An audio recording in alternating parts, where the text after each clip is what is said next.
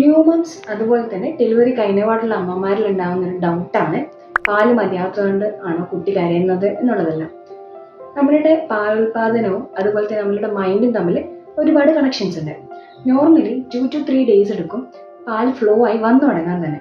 ഈ ഒരു ടൈമിൽ തന്നെ പല ആൾക്കാരും അമ്മയുടെ മൈൻഡിലേക്ക് ഒരു നെഗറ്റീവ് തോട്ട് ഇട്ട് കൊടുക്കുന്നത് വഴി പിന്നീട് അങ്ങോട്ടേക്ക് പാൽ ഉൽപാദനം ഉണ്ടാവാനുള്ള ചാൻസ് കുറയാണ് ചെയ്യുന്നത്. പാല് കുറവുള്ള അമ്മമാര് ശ്രദ്ധിക്കേണ്ട ചില കാര്യങ്ങൾ പറയാം. കുഞ്ഞിന് പാല് കൊടുക്കുന്ന സമയത്ത് ബ്രസ്റ്റിന്റെ ഏരിയോള മൊത്തമായി വായിലേക്ക് വരുന്ന രീതിയിൽ വെച്ചു കൊടുക്കാം. അതുപോലെ തന്നെ പാല് കുറവാണെങ്കിലും 2 ബ്രസ്റ്റും മാറി മാറി സക്ക് ചെയ്യിപ്പിക്കുക. അതുപോലെ ഹെൽപ്പ് ചെയ്യുന്ന ഒന്നാണ് നൈറ്റ് ഫീഡിങ്.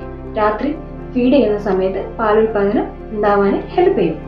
പിന്നീട് നമുക്ക് ശ്രദ്ധിക്കേണ്ട കാര്യങ്ങളിൽ വരുന്നതാണ് അമ്മയുടെ ഭക്ഷണ രീതികൾ, അതുപോലെ തന്നെ അമ്മയുടെ മെന്റൽ ഹെൽത്ത്, ഉറക്കം, വെള്ളം, ഇതൊക്കെ മെയിൻ ആയിട്ടുള്ള കാര്യങ്ങളാണ്.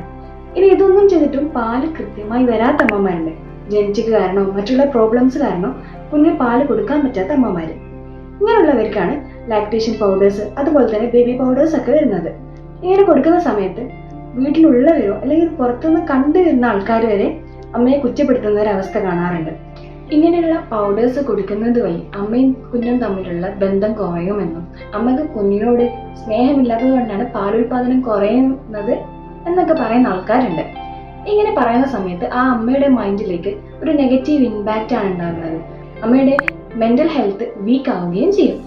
പിന്നീട് ആ കുട്ടിയെ ഒരു ഡിപ്രഷൻ സ്റ്റേറ്റിലേക്ക് എത്തിക്കാൻ വരെ ചാൻസ് ഉണ്ട്. നോർമലി ഇങ്ങനെ പാൽ ഉൽപാദനം കുറവുള്ളവർക്കും അല്ലെങ്കിൽ പാല് കൊടുക്കാൻ പറ്റാത്ത അമ്മമാർക്ക് വേണ്ടിയിട്ടാണ് ലാക്ടേഷൻ പൗഡേഴ്സും അല്ലെങ്കിൽ ബേബി പൗഡേഴ്സും ഒക്കെ ഇറക്കിയിട്ടുള്ളത്. ഇത് അവർക്കൊരു ഹെൽപ്പിന് വേണ്ടി ഇറക്കിയ പൗഡേഴ്സ് ആണ്. ഇങ്ങനെ കൊടുക്കുന്നത് വഴി കുഞ്ഞിന് നിങ്ങളോടുള്ള സ്നേഹം കുറയുകയോ അല്ലെങ്കിൽ കുഞ്ഞും നിങ്ങളും തമ്മിലുള്ള ബന്ധം കുറയുകയോ ഒന്നും ചെയ്യില്ല. അതുകൊണ്ട് അമ്മയുടെ മെന്റൽ ഹെൽത്ത് കൃത്യമായി ശ്രദ്ധിക്കുക. അതുപോലെ പാലുൽപാദനത്തിന് വേണ്ടി നമ്മൾ കുറച്ച് പൊടിക്കൈകൾ നോക്കാം. ഉലുവ തിളപ്പിച്ച അല്ലെങ്കിൽ ജീരകം തിളപ്പിച്ച വെള്ളം, അതുപോലെ തന്നെ തേങ്ങ, ക്യാരറ്റ്, ഇതൊക്കെ പാലുൽപാദനത്തിന് ഒരുപാട് സഹായിക്കുന്നതാണ്.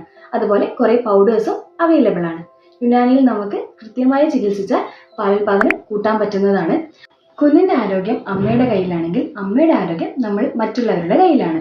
അതുകൊണ്ട് ഹസ്ബൻഡും ഫാമിലിയും അല്ലെങ്കിൽ മറ്റുള്ളവരും അമ്മയെ കുറ്റപ്പെടുത്തുന്നതിന് പകരം അവരുടെ കൂടെ നിൽക്കുക, എല്ലാത്തിനും സപ്പോർട്ട് ചെയ്യുക.